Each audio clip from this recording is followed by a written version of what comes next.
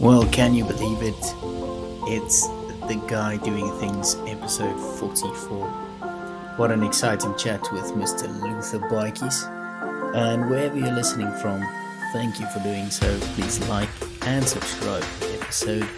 Drop a comment if you like it. And we'll see you at the end. Let's go.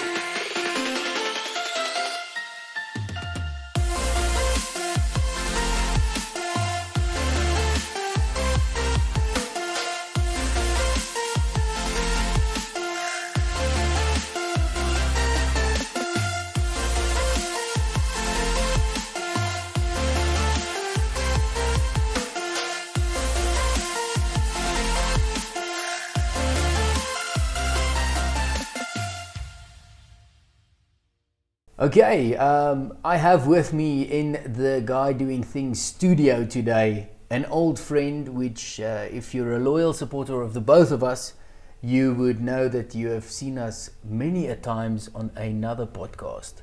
But this is better. Mijn broeder! That's a aangename chemist.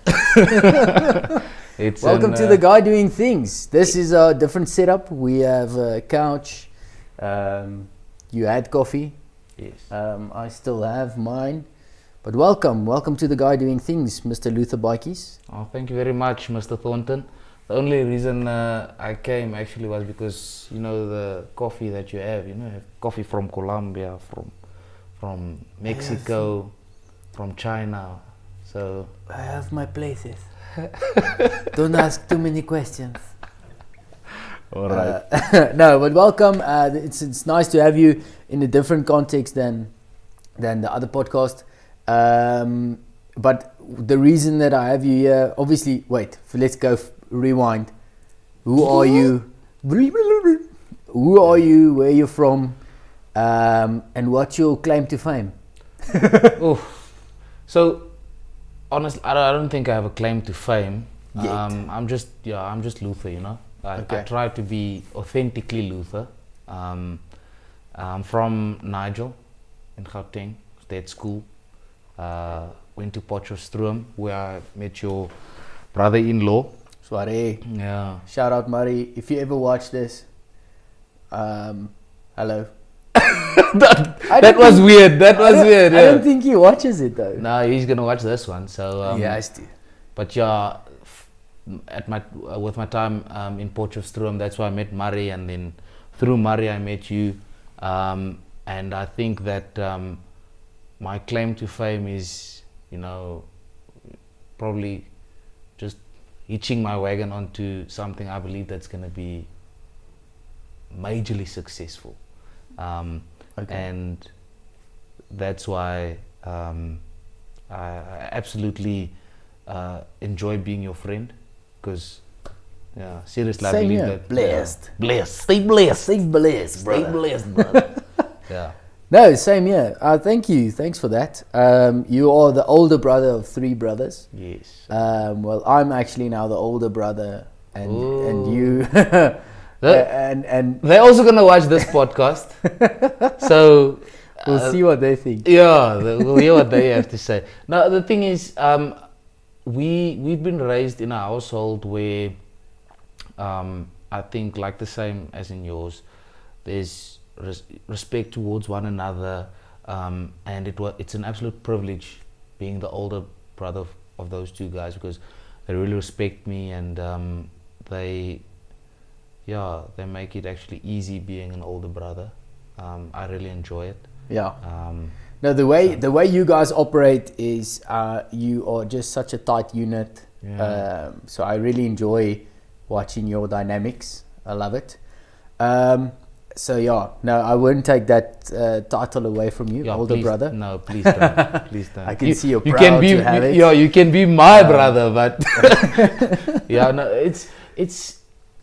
I have to say, over the years, the thing that warms my heart is when they come to me for advice, or they're like, "What do you think about this?" And that made me grow as a person. Yeah. You know, I had to, like, in a certain sense, I had to step up. I had to be there for them. and yeah, that has been it's an absolute privilege. Yeah. But yeah, I look up to you, so I appreciate it. Thanks so yeah. much.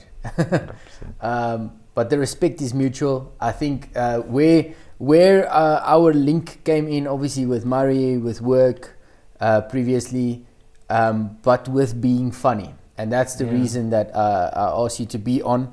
We actually Who's have funny? a missing link. You. Oh, You are all right. no. Yeah, funny looking. So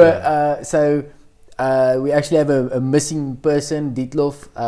I don't think he's the podcast type. Hopefully he'll watch this and like it. But maybe I want to have him on. That's one of my biggest challenges as the guy doing things, is to have him on one day.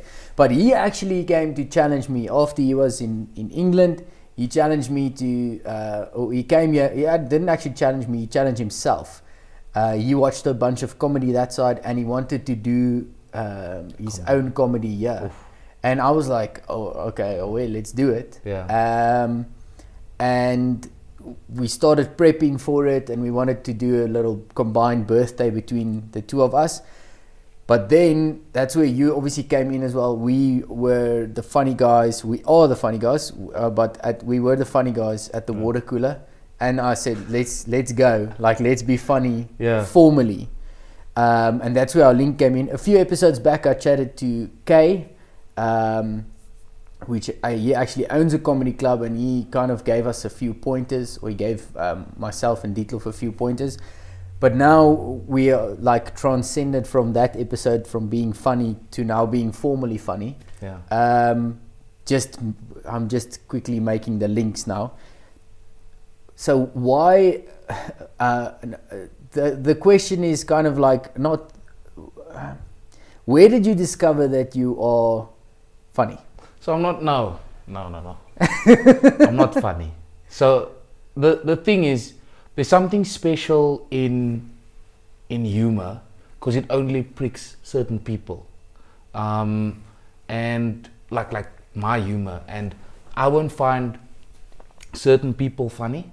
I won't find certain comedians funny, but there's other comedians that, bro, those guys are funny. And then there's people like, I'm gonna give a example. So, and please, I don't think that I'm on that level, or but the stand-up thing was very fun for me. Trevor Noah. Yeah, no. So Trevor Noah has got a certain style of delivery, and I find that very funny. There's Dave Chappelle has got a certain like delivery method. I find that funny.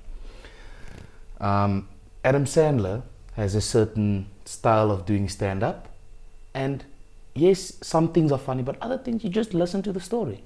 Yeah. Kevin Hart, someone that uses his facial expressions in certain senses, I find that funny, but then I'm like, that wasn't funny. I think comedy is a flavor. Sorry to interrupt you. I think it's a flavor. If you like spicy food, you like spicy food. If you like traditional food, or like meats. Do you know who's someone that like bread? I think that's comedians. Comedians are like food. Yeah, 100%. So I can share this. I think me and my brother, we love Mike Epps, right? And I think we try to be like him. I think that's where our funny balance is, in terms of, there's a movie called Welcome Home, Roscoe Jenkins. And they're like, hey, oh, this one is divine, sublime, and right on time. Come on, here, have a piece of pork, Nelson Mandela. So, the delivery of his comedic stuff is also like, for us, it's perfect. Yeah. That's our flavor of comedy. Yeah. And I think that we, us at the water cooler, people loved our flavor of comedy. When we made jokes at the water cooler, or in the kitchen with a coffee at work, people like that. So the people who were at the comedy night, they were there for that, for that water cooler kitchen flavor comedy. And now here's the thing. To me, How special was that night, bro? It was solid. That was- like, just shout out to everyone that was there. We'll send the episode to everyone who was there. Just Yeah, to, like, 100%. tell them. And like the video. You must believe. And subscribe. Or else. Yeah, didn't I'm subscribe. joking, yeah. Yeah, but the thing is, I mentioned it on the evening, and that's why I love doing these challenges, because it makes me uncomfortable. It really made me stress, because I know I mentioned it on the evening and no one laughed, but I mentioned I am funny at a water cooler and I am funny at a braai. Yeah. But being formally funny is a whole different thing.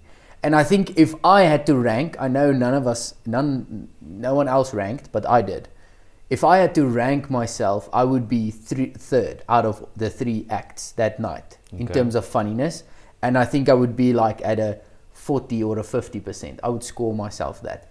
Just because of the formality, and I think that's what we want to chat about, and that's where I'll have to add a little part to this podcast, or do a part 2 with an expert to kind of give us advice on how to do that, or not us but me.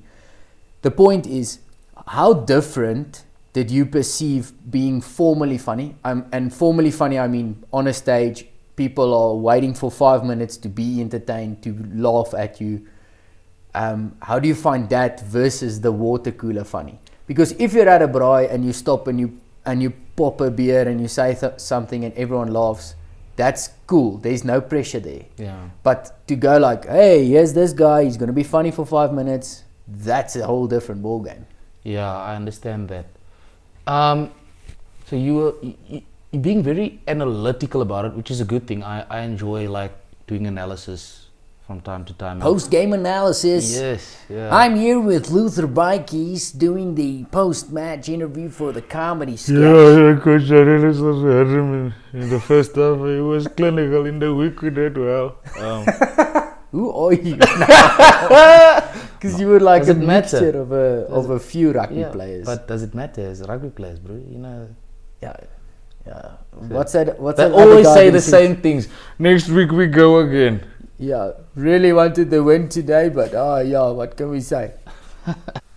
The one thing that I can say about comedy and being funny is you don't have to try to be funny or force it, because again, I think in the beginning of the podcast I said, if you authentically yourself, people will be drawn to your personality if you're trying to be funny. And that's where I take my experience from public speaking and just make sure that try to be as natural and as genuine. And like you said, you actually gave me advice. You're like, don't take a comedy specials joke or a written down joke. Be yourself, be you, be... So that was the one thing that that motivated me. Yeah. Do you remember the joke about when I said, Thornton came to me and said, I told my family, you work for me now. So that was the experience that we had. Yeah. And I think that if you deliver it in a certain manner, then you can be funny. There's and I get that, and I think in the next episode or the following episode we'll kind of just dig in on funniness. But what I want to do is step out of that and talk more about the comfort zone. So all 3 of us stretched our comfort zone that evening. What did you learn in that experience? Not about being funny or about being prepared or whatever. What did you learn about yourself and about stretching yourself? So the one thing I learned was, listen, preparation is key, because there's like an anticipation that comes with, preparing to go outside of your comfort zone. I learned that if you prepare, it's not going to be as bad in the moment. But I also learned that I am strong enough. to go there, to do something I've never done before. I think fear is the thing that makes us, say no thank you to certain things, or ooh, dis is vir my nie. And at first I was like, I'm not gonna do this. You remember when you said, listen, we're gonna do this, because we all have that fear of embarrassment. Yeah. And it's very, very easy when you go out of your comfort zone, do something that it's not really your thing. You can be a little bit. You can embarrass yourself a little bit. And I don't think that not you, not me, not Dietlof. I think we were amazing. We didn't embarrass ourselves that evening, even though it was just our friends that were there. Imagine if we got people to pay for it and they didn't know us. Do you think they would still laugh? I think so. I think there were genuine laughs, but also the jokes we told, all of us, were very close to our personalities as well. So people, like, they understood, oh, this is him. But all comedians start like that. Yeah. Not saying that we gonna become comedians or not comedians, but think about Matt Rife. Like, he had for a long time there were very little people in his crowds, and then from there on he built his crowds. Yeah. So I think people need to get used to your personality, and when they understand that and they enjoy that, that's when we're gonna. I think we would have gotten 100%, at least 5 laughs. Yeah. That's all. Now, what can you? Hey, it's my dog. Yeah. Snowy. She features in all of the videos so Really? far. Well, most of them, because she kind of walks into the studio just owning it. No, she doesn't have like this is my house. Yeah. We're just staying here. We're renting. Yeah, 100%. Now, I'm gonna ask a bunch of other questions in the next episode, but the last one that I want to ask, that you can maybe leave the crowd with, because the guy doing things is all about challenging myself. Yes. But I don't want to do it in isolation and then nice for me and get a gold star. Yes. I want to implore others and help others to go out and also challenge themselves. Yes. What principle out of challenging yourself for this comedy night and to put yourself out of your comfort zone, what principle can you kind of inspire others or the people watching to go and explore? What type of principle would you want them to go, or what lesson would you want them to go out and try and learn? So the lesson getting out of your comfort zone is fun when I would say getting out of your comfort zone is fun. Let me say it like that. The lesson is always to chase the next experience. That's how I feel I've built relationships with friends, with my brothers, cousins, family. If you chase the experience, I think the relationships you build get stronger and more genuine, more true. And that's 100% my thing, I want to be someone that I don't necessarily need a lot of friends, but they have to be true friends. Yeah. And that's not something that everybody has. And I feel like I'm blessed in that sense. Blessed. Stay blessed. But it's also from the fact that the friends I have, they're also chasing, the next experience. They're also chasing, memories, because that's one thing that we can build together. It's memories. Yeah. And last week Saturday was definitely was a core memory, because it was very, very fun for me. It was fun. Thank you for joining me. Yeah. Next time, hopefully the next one we'll have another guest on Yes. as well, or maybe two, because I want to just unpack the art of being funny, and just why having a fun side will just make your life better. All of I'm that not an type of expert stuff. at this. No, but yeah. but I think we're in this circle of funny people or Yeah. in light-hearted people, and that's what I Yes. want to discuss in the next episode. So if you like this episode, there's more of it in the next episode, and I think maybe we'll do it over a beer or something. And then also, I hope you're looking forward to this. I'm gonna include some of the clips of our comedy show after this now. So stay tuned. After we said goodbye, we're gonna montage ourselves out to to some of the comedy, and hopefully you find that funny. Thank you for tuning in. Thank you for being on The Guy Doing Things. Luther, thank you for being on the episode and for joining me on the grey couch. Danke, Bruder.